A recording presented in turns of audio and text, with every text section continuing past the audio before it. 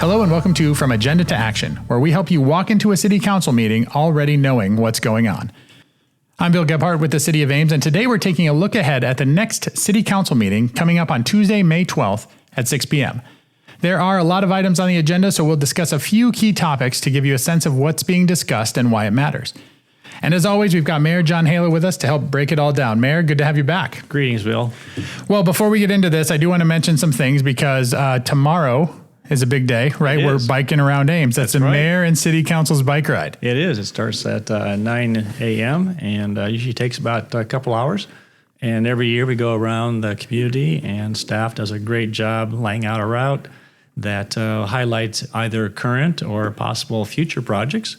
So the weather looks fantastic. Absolutely, it does. And looking forward to welcoming a large crowd, and we've had great turnouts over the past few years. Absolutely, and it's a family-friendly bike ride. Helmets are encouraged. Correct. And it's 8.5 miles this year. Okay. So actually, it's kind of shorter than some of the other ones have been, right? But we're going to go to Baker Subdivision. We're going to end at Fitch. I'm not going to say end. We're going to go to the Baker Subdivision. We're going to go to Brookside Park, Fitch Family Indoor Aquatic Center. We're going to see all those things, right? I believe that's correct. I think that'll be good. And I did want to mention that this bike ride sort of kicks off National Bike to Work Week. Technically, Bike to Work Week is that next Monday, but we are having the bike commuter breakfast on Monday, and you'll be there too, right? That I will be there for a short period of time. I have a broadcast that starts at 7 o'clock on that morning on KHOI. And then I'll come down after that, but it goes from 7 to 9. 7 to 9, right in front of City Hall. We'll be there outside. We have continental breakfast, coffee for all those people that are biking to work that week. Look forward to seeing everybody there. Absolutely. I think it'll be a great time. So let's get into this agenda for the May 12th meeting. So we definitely have some proclamations off the top of the bat. We've talked about those a lot and what they are, but what about on the consent agenda? What are some items on there that you think we should draw some attention to? Well, we have at the end of the month a Memorial Day parade and program out at the cemetery, and so we have requests from the Ames Patriotic Council for the parade on Monday, May 25th, which allows for some temporary obstruction permits, closing some streets to allow the parade to progress from City Hall to the Ames Municipal Cemetery. So we have some resolutions necessary to accomplish that objective. And it's definitely a great time. It'll also be broadcast live on both the Patriotic Council's Facebook page and the city's YouTube page. I know this because I'm out there every year making sure that happens. And so we appreciate you being there. People can watch it. So anything else on the consent agenda before we move on to the regular? Yes, we have a item on the agenda that includes resolution approving the appointment of our new ex officio ISU student liaison to City Council. We've had the honor of having Emily Boland in that position for 2 years, and her replacement, Trey Anderson, will be taking his position on Tuesday evening after a consent agenda is acted on. And we look forward to welcoming a new individual who has a lot of passion, enthusiasm, and commitment to the position. And just as a freshman, right, he really wanted to get in on this too. That is my understanding, and it could be that he may want to serve for more than just 1 year. Absolutely. So could you explain to everyone out there just what exactly an ex officio is and does? Yes. During Mayor Ted Tedesco's term, Council approved creating an ex officio position, which means that someone appointed by the ISU student government sits at the dais, and while they cannot vote, they offer feedback, input, and act as a liaison between student government and city council.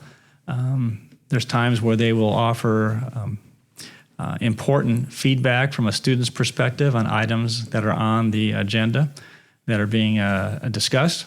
Also, they help coordinate our semi-annual meetings between ISU student government and city council, and also can bring things to the attention either of student government or city council, things that are going on in either sphere of responsibility and oversight. So it's an invaluable position, and it's one that we look forward to welcoming our new ex officio, and it's going to be a real asset, continues to be an asset in terms of building that rapport and communication between Iowa State student government, student body, and the community of Ames. Absolutely, and we can all welcome him, but not till after consent agenda, because that's when he'll officially be in, right? That's correct. And Okay. he already attended the last meeting and sat through it out in the audience, but appreciate his commitment already to getting up to speed, and so we'll look forward to seating him at the dais. Yep, I think that's great. Okay, so let's jump into the regular agenda. There are kind of a lot of items. There's actually 45 items on this one, but what are some that we should be highlighting? Well, the first is under Public Works, and this is a multimodal roadway improvement up in Somerset, which is, for those who are aware, in the heart of the Somerset area, there is a large boulevard and median in between the fronts of buildings. And there's always been, well, I shouldn't say always, there's been feedback from the community at times in terms of traffic flow, speeds.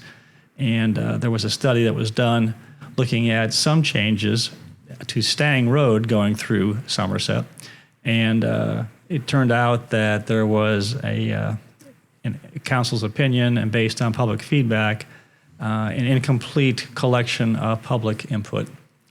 And so wanting to make sure that all property owners had the opportunity to participate in offering feedback, council redirected staff to go back and explore and solicit more public input and look at some other design alternatives for this improvement in this area.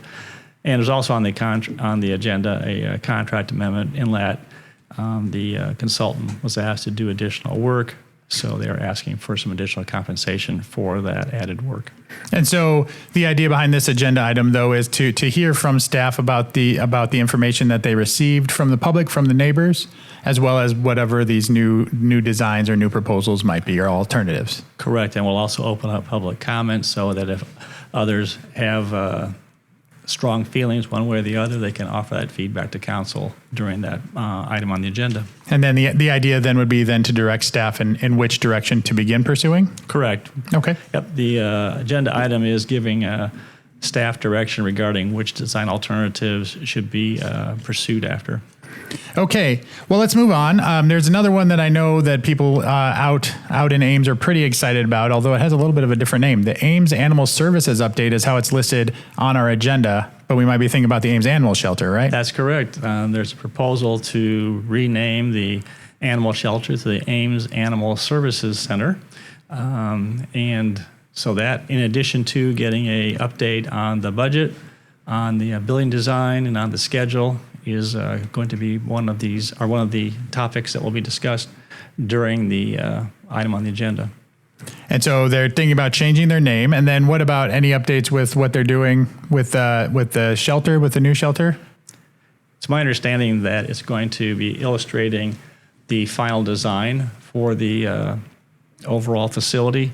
That's one thing that council hasn't seen for a while. Right. Secondly is getting a budget update, understanding how fundraising is going, and also what the commitment from the city is going to need to be for the project. So we're looking forward to getting that update and seeing that project move forward, hopefully sometime this calendar year. Absolutely. And I'm sure residents are looking forward to seeing what that finished plan looks like as well. I know it's something we've been talking about for a while. That's correct. Okay, I see next up on the agenda is planning and housing. And literally, what is a city council meeting if there's not planning and housing, right? They're an anchor for the Absolutely, they are. So what should we know about these items on there? Well, there are three items of interest. The first two have to do with an ongoing conversation the council's had relative to a variety of incentives being offered to developments to stimulate the creation of more housing and a diverse housing pricing in the community. And so there's one item to consider, a request from Ansley Development, which is on Cedar Lane in southwest Ames. And they've asked for some consideration for shifting some requirements that they have to, or actually what the city offered to do on Cedar Lane to doing some improvements on Aurora Lane. And secondly is the development outline for the Bluffs, which is in northwest Ames.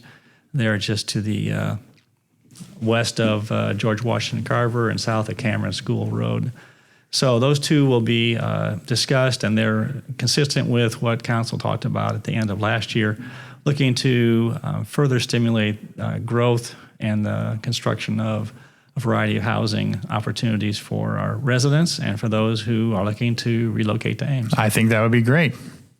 And then what was the third one? Third one is that there's a proposal for some mixed-use development, mixed use being on the ground floor. There would be some potentially commercial or office-type spaces, and then above that there would be apartments that would be offered in a multi-story building. It's my understanding at this point in time it's looking at being a 4-story building. This would be located on Burnett, approximately the middle of the block, due east of the Fairway store. Okay. And so there's a request for some zoning text amendments and an incentive request from the developer. And so the council is being asked to give some direction to staff on how to proceed. Okay, so there seems like there's quite a bit of things going on the agenda. I did want to ask you about one more thing, because I do like to use these podcasts, Mayor, to learn a little bit about how the city works and how the council works. I noticed at the end there is a closed session. Now, I imagine that you can't talk about what that closed session is here on this podcast, but can you tell me why the council might go into a closed session and what the process is? Sure. The Code of Iowa is very specific on when council can go into closed session, and typically it's when talking about labor negotiations, union contracts, and if the threat of or litigation is imminent or is ongoing with respect to an item in the community where the city is directly involved with it. So we always ask the city attorney if if the council has justification to enter into closed session, because we are bound by open meetings law.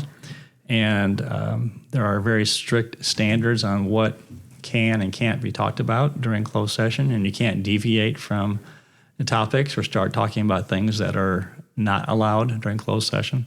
And then when closed session is exited, then any specific action or direction may come in a form of a motion at the end of or prior to the meeting adjourning, but after closed session has ceased and we're back into open session. And so a closed session really is kind of a talk on a sensitive topic that is guided by Iowa code, and it can't go past that. So it's a very direct, you are only talking about this while you're here. Correct. And the rationale is that if you're doing a labor contract for sake of discussion, it would be unfair to the taxpayers to have a position revealed in open session regarding either benefits or wages. And certainly the same goes for litigation in terms of what would be acceptable or unacceptable in terms of working through or talking through these items, and or a lawsuit related to a employment matter. So it's a very narrow, and council is very particular to make sure that they do not stray past that. And city attorney is always present during those to make sure that we are not deviating from what we are allowed to discuss. And then any action, actually, you will come back into an open session where anyone else could come back into the council chambers if they were there before you made an action to move on. That's correct. Actually, we're not allowed to make motions in closed session. The motions have to occur in an open session. But the motion can be as general in terms of authorizing staff to proceed as discussed during closed session when a final decision has not yet been made, but staff has an idea of how they are authorized to proceed on behalf of council, again, regarding labor negotiations, contracts, or lawsuits or pending litigation. Yeah, depending on what that topic is. Correct. Okay, well, that is quite a full agenda. So that is just a preview of the 45 agenda items that are on the upcoming agenda. So now remember, this is just an overview, and this overview reflects the agenda as it stands right now, but agendas can be amended up to 24 hours prior to the meeting. So for the latest updates and the full details, visit cityofames.org/citycouncil, where you can download that full agenda, the final agenda, 24 hours before the meeting. We do hope that you'll join us next Tuesday, May 12th at 6 p.m., either in person or online. Mayor Haila, thank you so much for being a part of this and help keeping us informed. Thanks for hosting it, Bill. Absolutely. And everyone else out there, you can join me and the mayor tomorrow, 9 a.m. at the west parking lot of City Hall, which is where we'll start the mayor and city council's bike ride. You'll see me with a camera. You'll see the mayor on a bike. Or we'll see you on Monday morning at 7 a.m., 7 to 9 in front of City Hall for the bike commuter breakfast for National Bike to Work Week. We'll see you at either one of those. Thanks, Bill. Thanks. Have a great day. From Agenda to Action is a City of Ames podcast.